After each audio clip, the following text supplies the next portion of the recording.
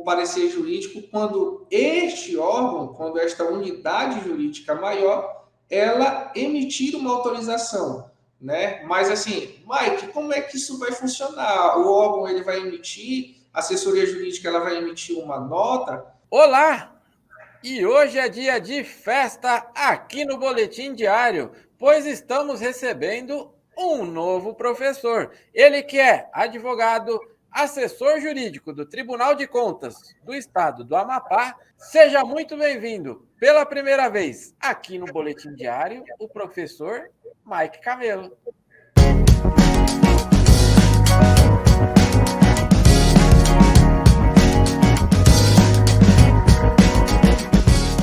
Fala pessoal, tudo bem? Como o Ricardo apresentou, sou Mike Camelo, assessor jurídico do Tribunal de Contas aqui do Estado do Amapá. E que bom, viu, Ricardo? Convite excepcional poder contribuir aqui com o Boletim Diário, com você, e a gente poder compartilhar um pouco de conhecimento sobre os desafios da assessoria jurídica, né? Então, me sinto muito lisonjeado dessa oportunidade. Agradeço também aí o seu tempo, a sua disponibilidade, e eu já quero corrigir aqui um erro que eu esqueci de falar uma parte importante aí do seu currículo. Você é um grande amigo do professor Jamil, e eu faço questão sempre de mencionar aqui que o Jamil sempre nos indica aí novos especialistas, então eu faço questão de registrar. E falando de Jamil, né, tá aqui o livro dele aí, e já já eu falo mais sobre isso. Mike, eu quero aproveitar aí a sua agenda, pois eu já sei que tem um material complementar aqui também, e você vai falar aí da assessoria jurídica. Mike, por favor, o espaço é todo seu.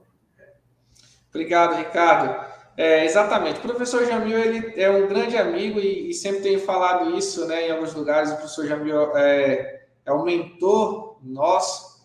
E assim, a assessoria jurídica hoje, ela sempre foi, né, um desafio muito importante no desenvolvimento da administração pública, no desenvolvimento das contratações públicas como um todo.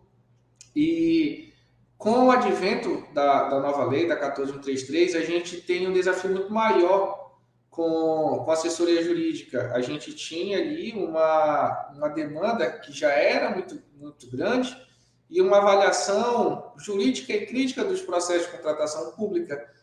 E aí, com o advento da nova lei, isso muda bastante, né, Ricardo? A gente encontra, hoje o Tribunal de Contas, ele tem esse cuidado, né, com as contratações públicas, e a gente tem um desafio muito grande. E com o advento da nova lei, com certeza, ela promulga um avanço muito grande na contratação pública e uma responsabilidade muito maior para os agentes públicos e principalmente para a assessoria jurídica como um todo, né? E a gente fala aí tanto do Tribunal de Contas quanto de todos os órgãos da administração e principalmente os municípios menores que terão aí um desafio grandioso com esse avanço. É isso aí, Mike. E estamos aí, né?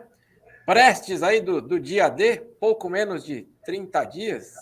Então eu gostaria, professor, eu sei até que você tem um material complementar, eu não sei que momento que você já quer colocar isso, mas apareceu aqui na minha tela e eu estou curioso e quero passar isso aí para o nosso público também. Por favor, professor, continue aí a sua excelente aula. Pronto, perfeito. Então, Ricardo, esse material, inclusive, ele vai ficar disponível, tá?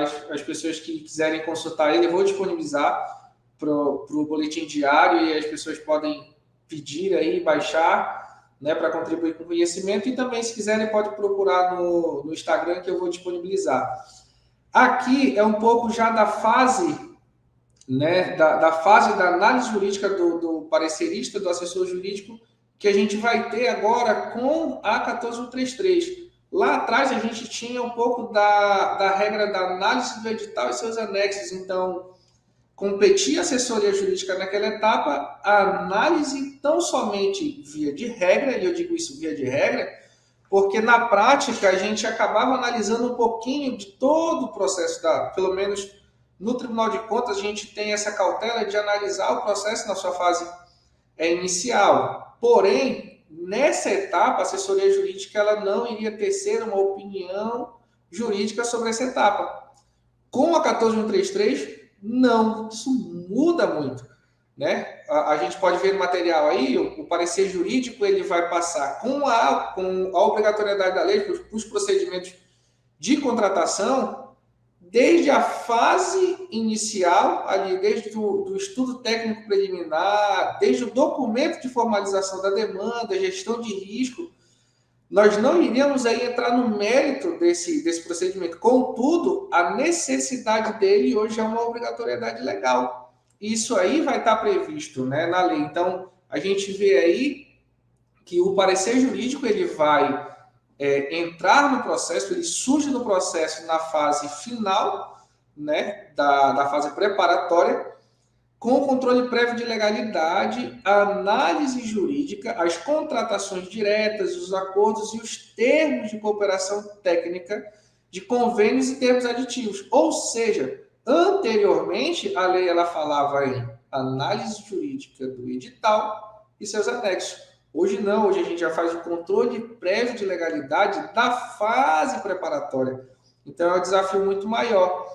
E uma novidade que a lei traz hoje é em relação às dispensas, né? A assessoria jurídica ela vai poder, com autonomia da assessoria jurídica, do assessor jurídico, do órgão jurídico maior, no caso, o Tribunal de Contas é a consultoria geral, né? Os municípios, as suas procuradorias, são os órgãos jurídicos maior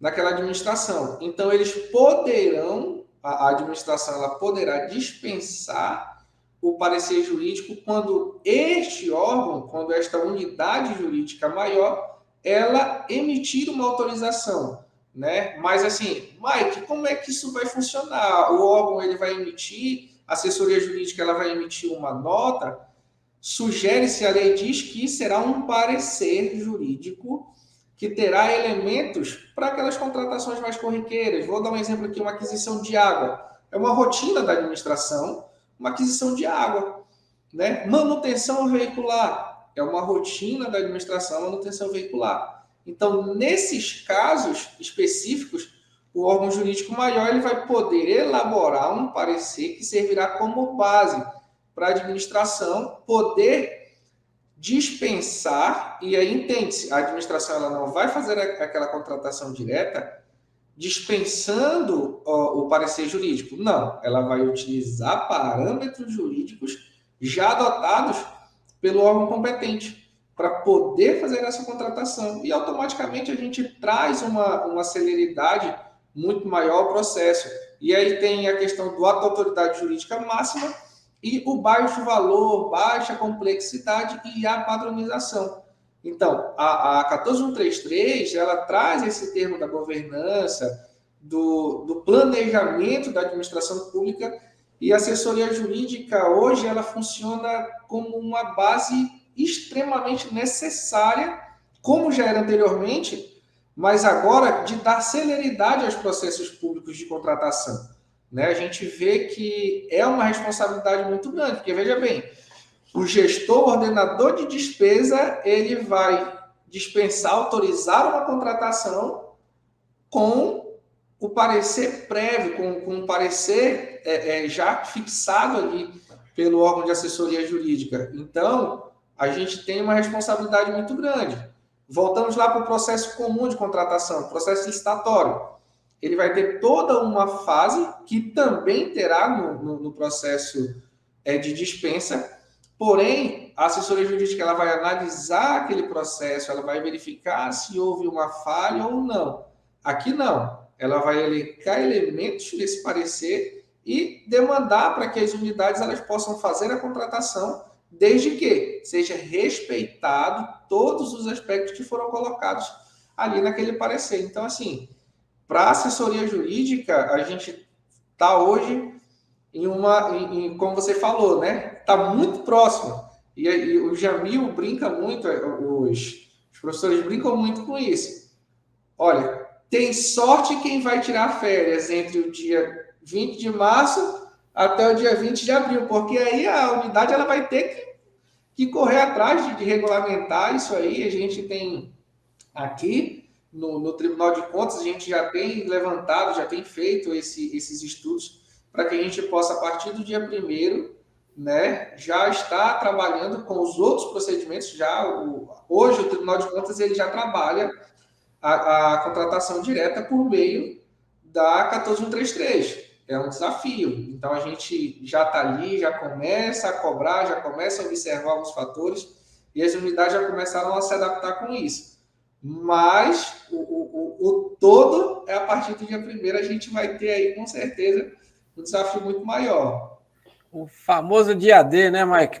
Professor, o meu papel aqui é tentar arrancar o máximo para a nossa audiência. Eu sei que você vai disponibilizar esse material, mas tem um próximo slide aí que eu acho que era interessante você bater um papinho com a gente também. Pode ser? Muito pode, vamos colocar ele aí. Exatamente. Esse aqui, vamos colocar que esse é a maior preocupação do parecerista, né, na administração pública. A gente sabe, e aqui, Ricardo, eu atuo também nas questões que envolvam as ações de improbidade na defesa dos agentes públicos, que de alguma forma possam responder um processo que agora está aqui descrito no artigo 147. Né? Veja bem, o artigo 147 está dizendo para a gente que, constatada a irregularidade no procedimento licitatório ou na execução contratual, caso não seja possível o saneamento, a decisão sobre essa suspensão, né, ela vai ser declarada a nulidade daquele contrato ou não, daquele procedimento licitatório, e isso é uma responsabilidade que vai partir da assessoria jurídica. A fase preparatória, ela tramitou, ela correu e chegou à assessoria jurídica.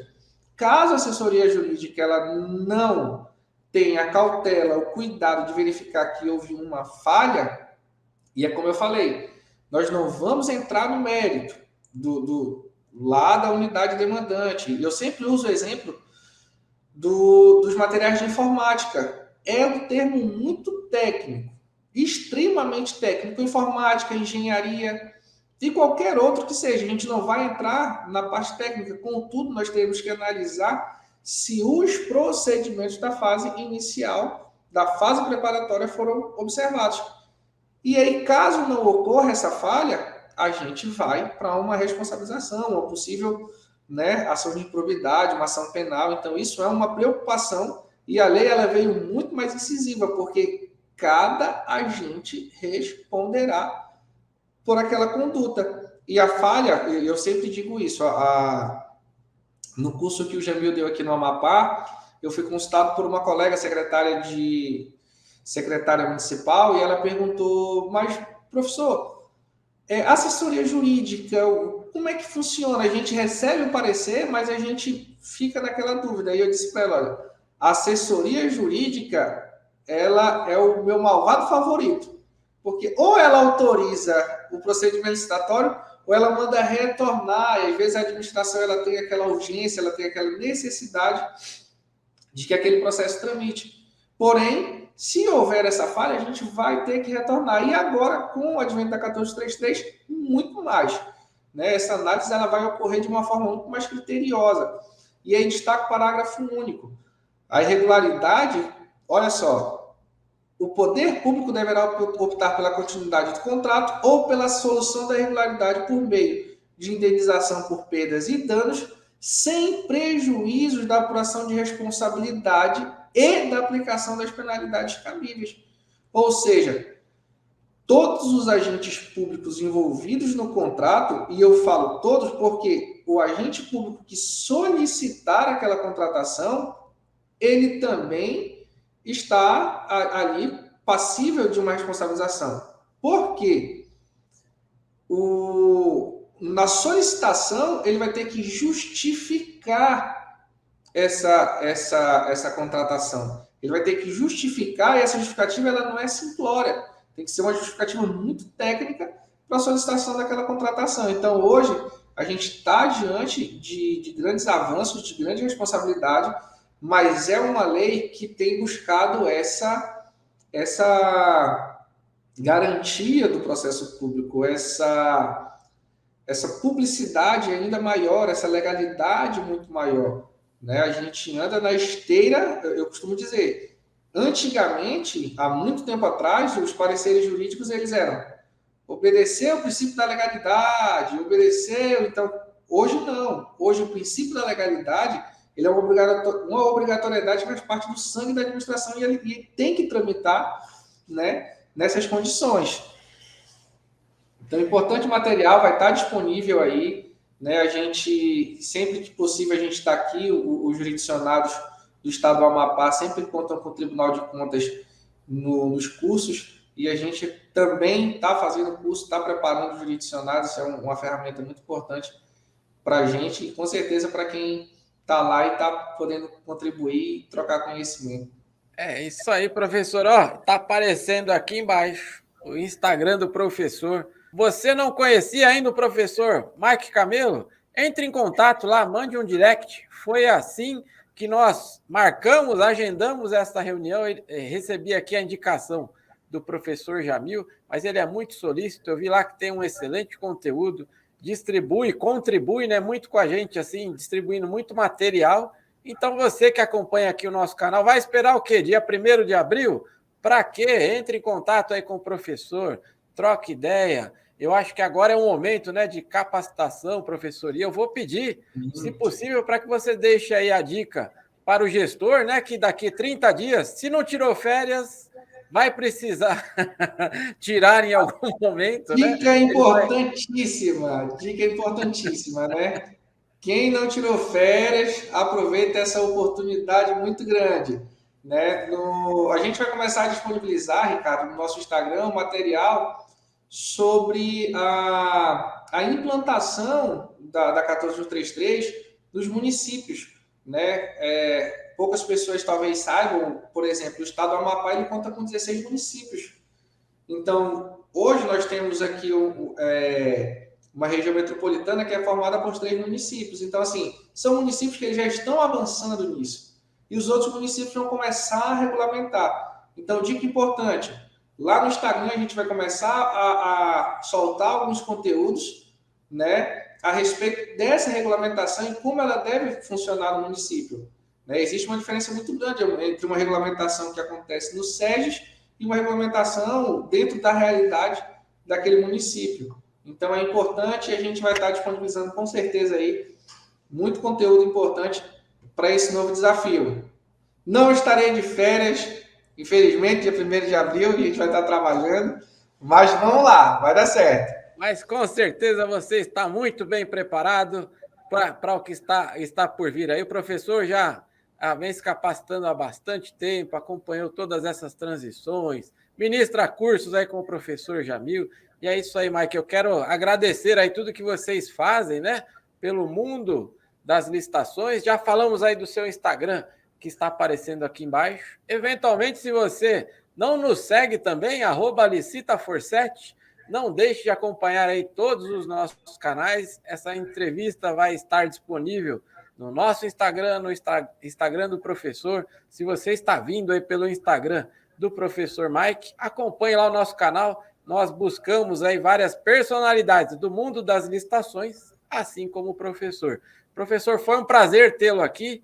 Tenho certeza que é a primeira de muitas que você vai passar aqui pelo nosso boletim diário. E com a sua vinda, reforçamos o compromisso de que licitação é o nosso negócio. Muito obrigado, professor. Eu que agradeço, Ricardo, agradeço a oportunidade, agradeço ao professor Jamil, agradeço a Licita Forsete e a gente está disponível, viu, Ricardo? Sempre que possível, sempre que necessário. Eu sempre falo que a construção do conhecimento ela é a troca. Então a gente está aqui disponível para trocar conhecimento e avançar, sem dúvida alguma, nas contratações públicas. Um grande abraço, meu amigo. Se precisar, a gente está disponível.